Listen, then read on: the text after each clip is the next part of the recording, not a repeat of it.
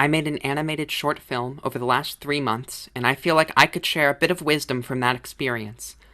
This video assumes you're animating digitally, so if that's not you, some minor things may not apply. Like a lot of budding animators, I've started and discarded many previous attempts at storytelling through animation, so to get through that creative wall, you gotta 1. Lower your standards. The easiest way to get a good idea is to remove the precondition that the idea has to be good in the first place. It's your first time. You can only tell one story right now, and you don't have a lot of time to tell it. Everyone knows animation take a long time. I've tried to make 10-minute cartoons with complex cinematography and deep themes.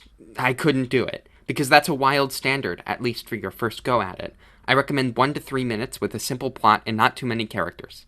I don't know, like, Character A proposes to Character B, or Character A evades taxes and is chased by IRS agents. Just keep it simple.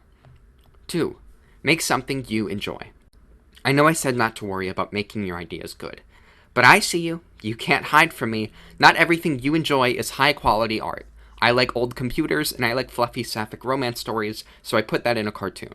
Pander to yourself. And don't be shy about your inspirations. Your art is still worth making, even if it isn't original. 3. Storyboard. Please make a storyboard.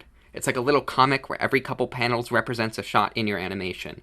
This helps you keep track of visual storytelling and shot composition. I'll link a tutorial for this in the description. Because I am an amateur and should not be giving any storyboarding advice other than that you should do it in the first place, although I will say, if you can't figure out how to frame a scene, take notes from movies and TV that you think look nice, and then maybe your thing will look nice, or at least comprehensible. 4. Make model sheets and follow them. A model sheet, if you are not aware, is a visual guide on how to consistently draw a character. They look like this. Show what your character looks like in a static pose from the front, from the back, the side, from a 3/4 view, making difficult facial expressions, and in any other context that you'll need to remember in future.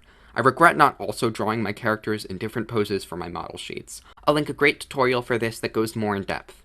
A model sheet isn't absolutely necessary for shorter animations, but they don't take that long to make for a personal project, and they're really useful for speeding up workflow and staying consistent. It's like RAM for your art.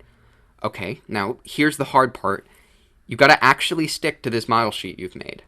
Make sure the details of your character design serve a purpose, so you're motivated to draw them, and keep a physical copy of your model sheet somewhere on your workspace so you don't have to import it as a reference image every time you're animating a shot. Oh, yeah, that brings me to the next thing. 5. Workflow organization. This is probably the most important tip. Don't animate everything on one project file. Please, your computer will not be happy with you. Similarly, don't render everything at once. I've tried to do things like this before, and it is not a good idea. Here's a good rule of thumb. Every time you cut, like in your storyboard, every time you cut to a different shot, animate that separately. So you'll have a folder called Shots Work in Progress, or Project Files, or whatever you want to call it, and as you animate, that folder will get filled up with files labeled like Shot 1, Shot 2, Shot 3, etc. When you go to render these shots, render them all individually. I recommend just rendering a shot every time you complete it, and throw those renders into a separate folder. That way, you know where everything is and what everything is. Other assets like backgrounds go into a dedicated folder. I threw all my assets in a general project folder on my last animation and made everything more confusing than it needed to be. Yeah, so for like the general project folder thing, make a folder that's the title of your animation and put all these other folders inside that folder. Obviously, my organization system won't work for everybody, so don't hesitate to adjust if something isn't working for you. Just please have some type of system. Number 6. Okay, this is the last one.